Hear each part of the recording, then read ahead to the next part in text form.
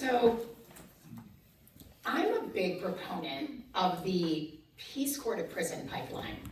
No, not as an inmate, but as a career path. I had just spent 3 years as a Peace Corps volunteer in rural Guatemala, high on altruism and the glow of international service. When I got home, I wanted to save the world and start in my own backyard. So naturally, I looked around for somewhere to volunteer. I decided to put my bilingual skills to good use, and I volunteered as an interpreter for Spanish-speaking families at the juvenile court.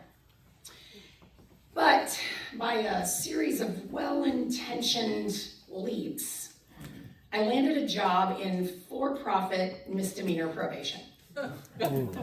Now, don't ask me why I thought that was the logical next step.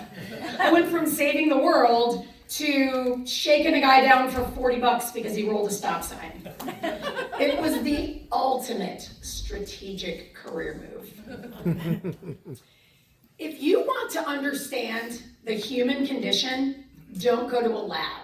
Go to a for-profit probation office. It is a fascinating social experiment. Now, if somebody hasn't already done a thorough data analysis on this, they really truly are missing out. So in the 18 months or so that I spent there, I developed a sort of, let's call it my field observations on human fallibility. And this is what I learned. Women write bad checks. Men fight. College-age girls urinate in public.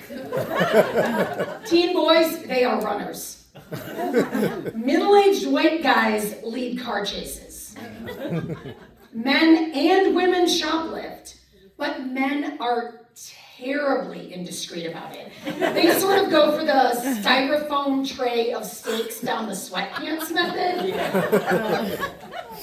But there is one great equalizer. There is one thing that transcends all boundaries of race, gender, and creed. The DUI. Everyone gets those. Working probation is miserable. Nobody ever wants to see their probation officer. I felt like one part babysitter, one part bookie, and one part unpaid debt collector for the soul. You see, in for-profit probation, clients get to pay for the privilege of being supervised. They pay their court-mandated fines, and then they pay us a monthly fee. So when they come to their appointments, if they didn't have enough money, I'd play the bookie, schedule them to come back later in the month, try and shake them down for another $20. It was a hounding, exhausting cycle. So, my clients, they fell into what I'd call 3 distinct traps. First, you had the saints. It was like 80% of the people. They did what they were supposed to, they came to their appointments, kept their head above water, stayed out of trouble, yada, yada, yada, paid their fines, we closed their case, great, easy. Then there were the strugglers. Now these people were legitimately trying, but life had really dealt them an unsavory hand. Whether it was unreliable transportation, no job, no childcare, whatever it was, hounding them for money felt like standing on the neck of somebody who was already underwater. And then there were the 10% who caused 90% of the frustration. They cussed me out, they lied in my face. They treated probation as sort of an optional suggestion that they were choosing to ignore. Now, when someone was not being compliant, or when we straight up knew they were lying, we had an ace up our sleeve, the random drug screen.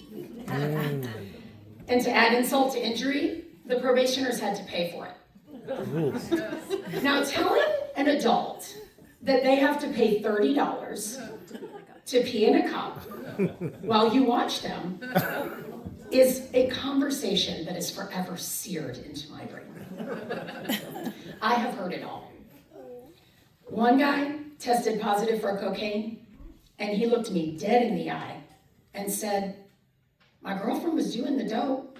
I took it away, I threw it in the trash can, and it must have got in my hands.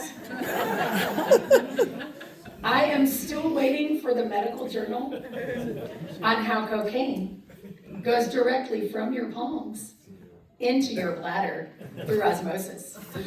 But I gave him points for creativity. Another client tried to cleanse themselves by, I kid you not, ingesting Clorox.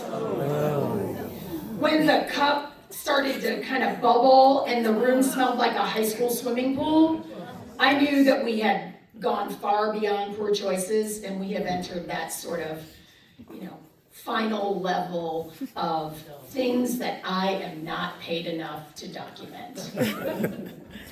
Then came the day of the Boy Scout. He was a white guy in his 20s.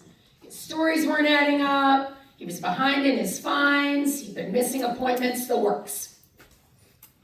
So when he showed up finally, and I told him he was gonna have a drug screen, he didn't blink. He was ready.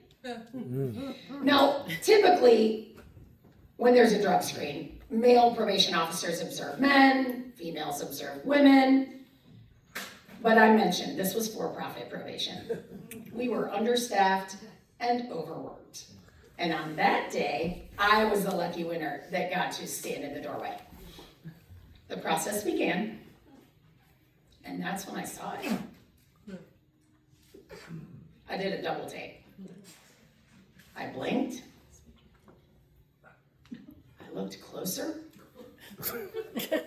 Because the penis that was beginning to urinate was black, attached to a very white man's body. Now, I don't know how many of you subscribe to High Times, but they sell these things called Wizinators. They're like a phallus, a fake phallus that you fill with clean urine. Now, this guy, he was prepared, just not for the laws of basic color coordination. As I was standing there, any sense of altruism, that was gone. I had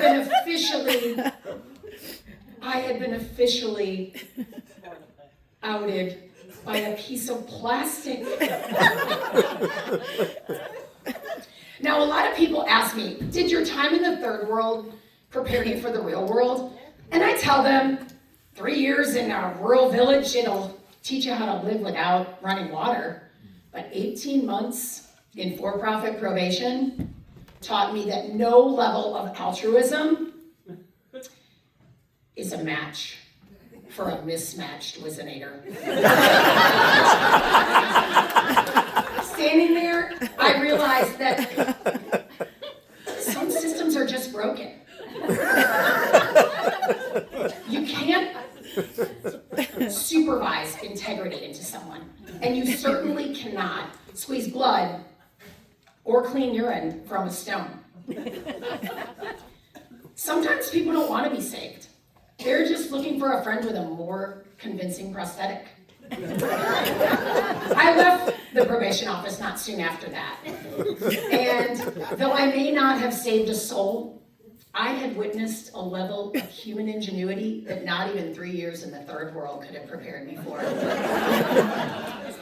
My Peace Corps heart survived, but my just when you thought you'd seen everything meter, that was officially busted. And I don't think Amazon still has yet to sell a one-size-fits-all for that.